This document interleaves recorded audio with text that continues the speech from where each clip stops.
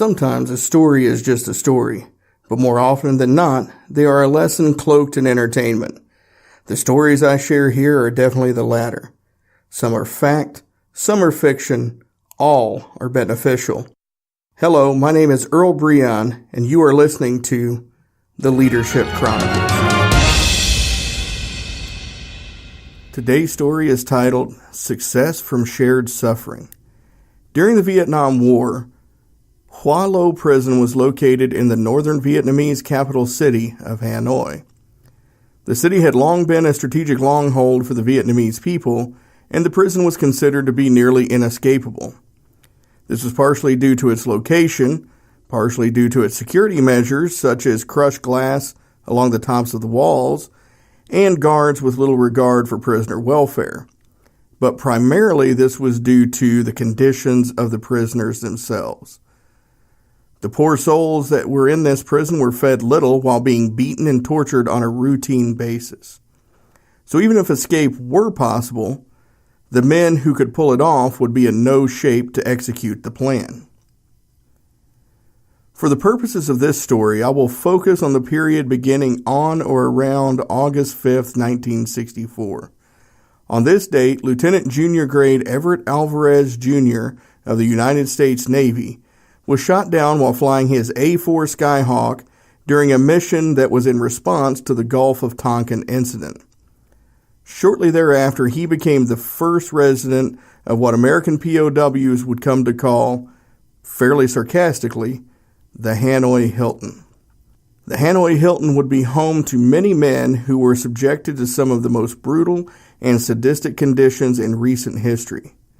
It was so bad that when they were finally released in 1973, the U.S. military prepared their loved ones back home to receive people who no longer resembled the men they once knew.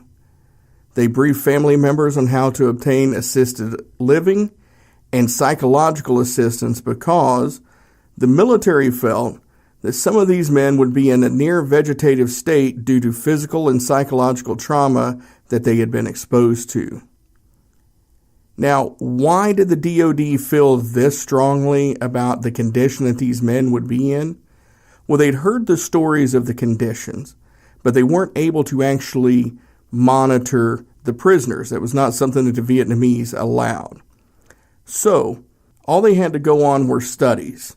And the studies that had shown from World War II POWs in similar situations that they had suffered nearly 85% rate of severe PTSD symptoms. Also, the military had already seen high PTSD rates, around 40% or more, from the general troops in Vietnam that were not prisoners.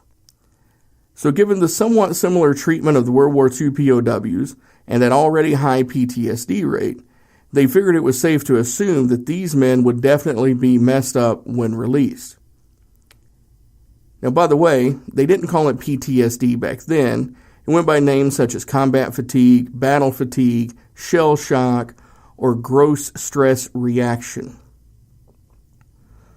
Okay, so let's fast forward to the prisoners' release. To everyone's surprise, these men were coming home mostly fine. Yes, they had a lot of physical ailments from their treatment, but they seemed to be mostly psychologically intact. In fact, the estimated PTSD rate among the prisoners of the Hanoi Hilton was all the way down around 3 to 4%. Many of these men were able to continue service and serve the American public with great distinction. Others went on to head up major companies and hold political positions.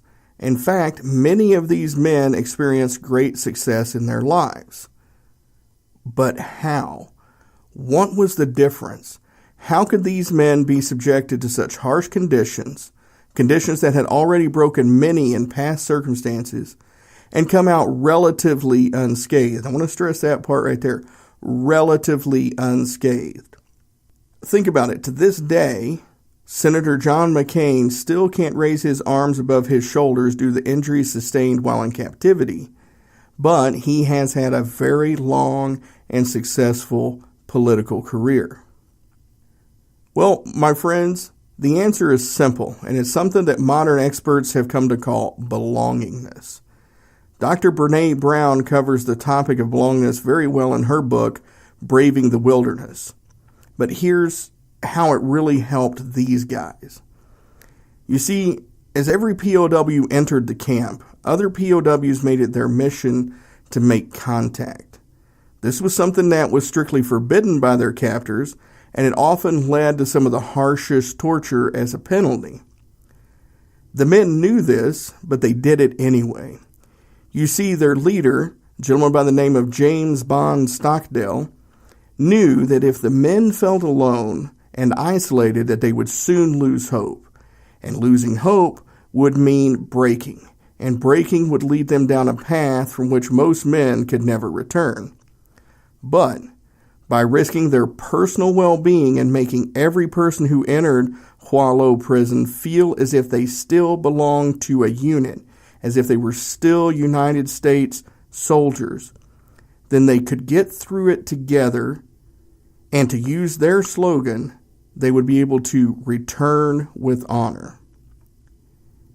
Now, the leaders of these POWs made contact, they set standards, and they reminded the men that they were still a team.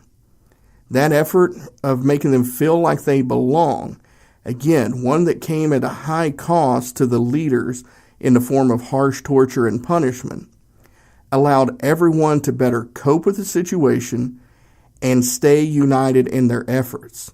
It also helped these men to keep a more healthier, positive mental attitude in these tough conditions. Now, I could go on and on with story after story of how this actually played out. The things that they actually did to make the men feel like they belong. But this podcast isn't designed to be that long. So I would encourage you to read 2 books. Lessons from the Hanoi Hilton by Peter Fretwell and Taylor Killand, and Leading with Honor by Lee Ellis.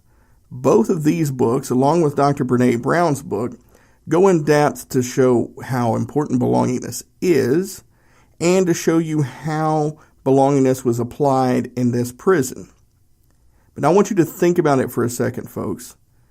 If these simple acts, and again, trust me, when you read the books, you will be amazed at how simple they really were.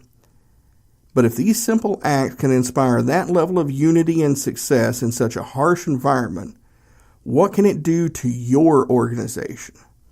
What can an organization that embraces this idea of belongingness and shared suffering accomplish in pristine conditions? My guess is a lot. So the question to you right now is, why aren't you fully embracing the concept of belongingness right now? Well, let me start by having you ask yourself a few growth questions. Do I make my teammates feel as if they truly belong to the team? Am I willing to get down in the pits and suffer right along with them? In some cases, am I actually willing to suffer for them? What am I doing to continuously communicate standards, culture, and expectations for success? And what am I doing to ensure that those standards, culture, and expectations are being followed and met? Well, there it is, folks. A very brief overview of how shared suffering can lead to great success. Again, I highly encourage you to read the books mentioned here, and I will have them linked in the show notes. And with that, I look forward to speaking with you again in the next episode. Thank you for listening to this episode of the Leadership Chronicles.